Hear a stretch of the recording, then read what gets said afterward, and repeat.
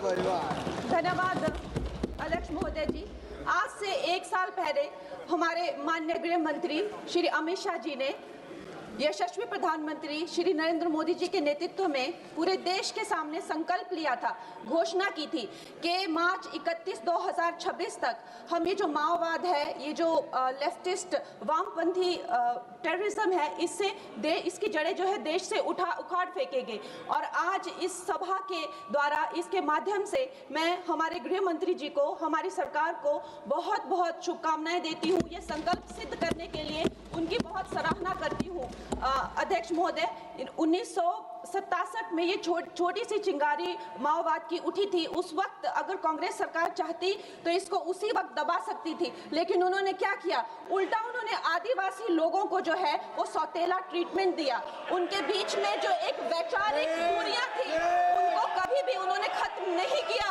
और जब ये माओवाद की समस्या हम उनके सामने आई तो जैसे मेरे भाई संबित पात्रा ने पूरे देश के सामने आज बताया कि सोनिया जी और राहुल गांधी जी की वामपंथी सरकार प्लस उनके वामपंथी सलाहकार प्लस उनके जो वामपंथी मित्र और ये वामपंथी टेररिस्ट और इनको जो भी जितने भी फंडिंग होती थी, जो भी इनके हथियार होते थे, गोला बारूद होते थे, वो उन लोगों से आते थे जिनके साथ ये कांग्रेस की सरकार उठती बैठती थी। तो हम लोग क्या अपेक्षा कर सकते हैं? क्या कोई समझौता इनके बीच और वामपंथी उग्रवादियों के बीच हो सकता था? नहीं हो सकता था। और उसका क्या परिणाम हुआ कि ये जो वामपंथी उग्रवादी हैं ये बिल्कुल आउट ऑफ कंट्रोल हो गए। इन्होंने खून की नदियां बहा दी, इन्होंने 16,000 से ज्यादा अटैक किए, इन्होंने 2,000 से ज्यादा सुरक्षा कर्मियों को मार डाला, इन्होंने छोटे छोटे बच्चों की जो है वो जिंदगियां ले ली, वहां पे नरक बना दिया। इन्होंने तीन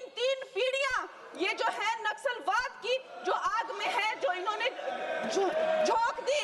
और जब इसके अंधेरे में पूरी तरह से जो ये क्षेत्र है जो डूब गए, जिन छोटे छोटे बच्चों के हाथ में लैपटॉप और कलम होनी चाहिए थी उनके हाथों में इन्होंने बंदूकें दे दी।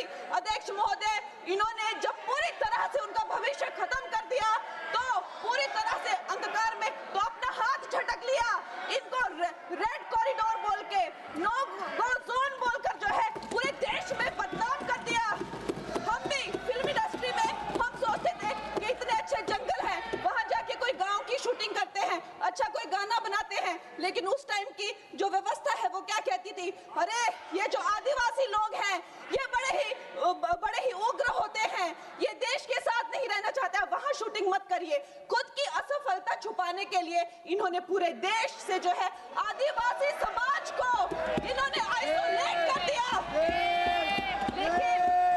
लेकिन हमारे प्रधानमंत्री श्री नरेंद्र मोदी जी कहते हैं कि रात चाहे कितनी भी लंबी हो वो रात ही है, सवेरा होना निश्चित है।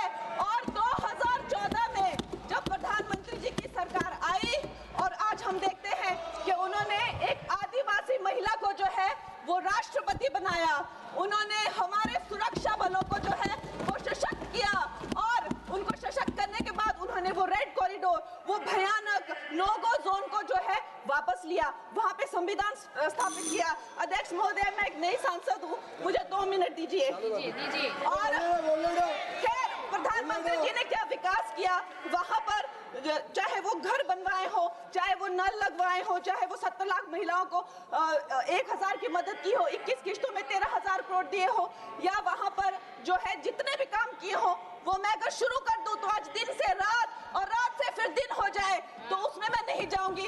लेकिन मैं ये जरूर कहूंगी कि जो वहां पे डिजिटल पेमेंट्स हुई हैं उनका मैं बहुत ही ज्यादा सराहना करती हूँ। उससे जो नक्सलियों का जो वित्तीय नेटवर्क है वो टूटा है, जो वो वसूली का काम करते हैं वो टूटा है, जिससे वो खोखले हुए हैं। उसके साथ में सबसे सराहनीय काम जो किया है वो मैं कहूंगी विकास और विश्वास के साथ जो हमारी सरकार ने इसको जोड़ा है।